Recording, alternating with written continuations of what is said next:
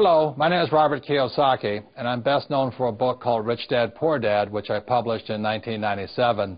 And it has been on the New York Times bestseller list and bestseller list all over the world for, I think, nearly 7 years, which is, if I may say so myself, quite an accomplishment.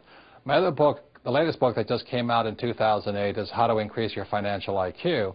And in these economic, volatile times, I really think increasing this, your number one asset, your IQ, is especially important today. So what I'm going to be talking to you about is something I call the new rules of money. And before I go into the new rules, I'll just explain why they're new rules. The rules of money changed first in 1971 when President Nixon took us off the gold standard, and second in 1974 when ERISA was passed.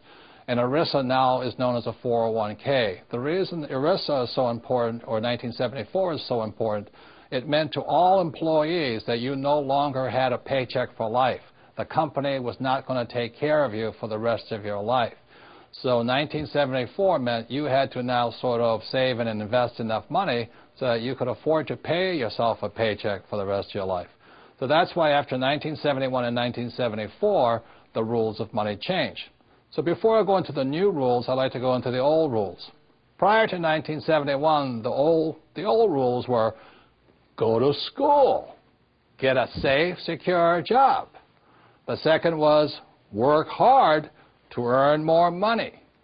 3, save money. 4, buy a house. 5, get out of debt. 6, invest for the long term, and in most people's cases, they invest in mutual funds. And 7, diversify. So those are the old rules, and when I talk to even young people today, people under 20 years old, they still say the same thing. I'm going to school to get a safe, secure job. I'm going to work hard to make a lot of money. I'm going to save money. I'm going to buy a house. I'm going to get out of debt. I'm going to invest for the long term in mutual funds, and I'm going to diversify. Those are the old rules. What I'm going to go into today are the new rules, and again, the new rules came in after 1971 and 74. So let me talk about the new rules. Let's take this word here, school. Before 1971 and 1974, you could just go to school and get a job and all those types of things.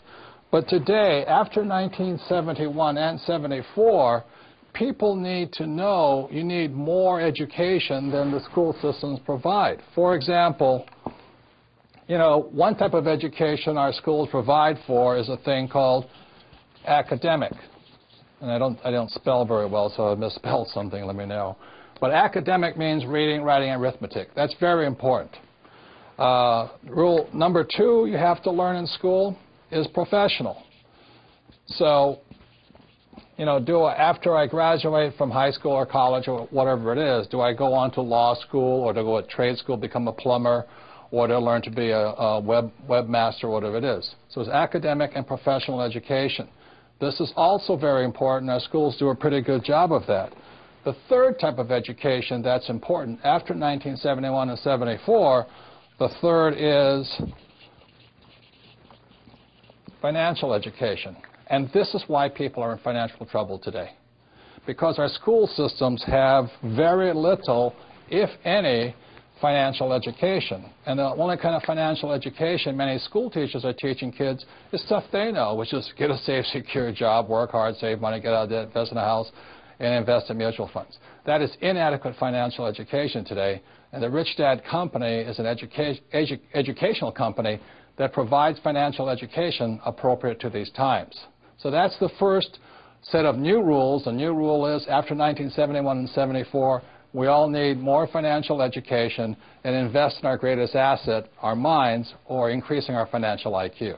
So the advantage I had in my life was my poor dad was an academic guy. He was a PhD, head of education. He's a great, great guy. I love him dearly. But as you know, since we don't teach much about financial education, people are in financial trouble today. And that's where my rich dad kicked in. My rich dad thought this was very important, and my poor dad thought this was very important. So that's the difference between rich dad and poor dad. And one more thing, the reason I apologize for my spelling is even though my dad was the head of education for the state of Hawaii, he had me as his son, which kept him humble. And I flunked out of high school twice because I could not spell. You know, so I'm not very good at academically. In fact, I'm not good to all of this stuff, but it's a combination of these three types of education that are essential today in this new economy, this new set of rules in the world.